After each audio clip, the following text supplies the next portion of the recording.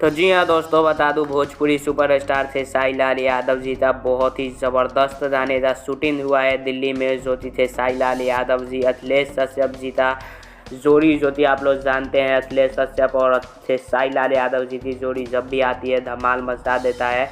तो बता दूं कि यामिनी सिंह के साथ में थे साई लाल यादव अखिलेश कश्यप का ये फ़ोटो काफ़ी तेज़ी से वायरल हो रहा है जो कि आप लोग अपने सीन पर देख सकते हैं। और बता दूं कि बहुत ही ज़बरदस्त और कई सारे वीडियो आने की शूटिंग किए हैं थे साई लाल यादव दिल्ली में, क्योंकि थे साई लाल यादव आज जा चुके हैं।